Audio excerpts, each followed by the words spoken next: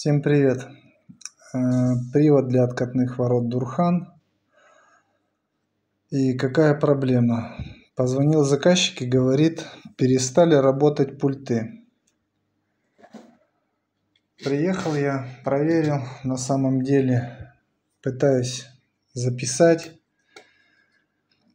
Пульты не прописываются. Не понял, что произошло. Снял плату.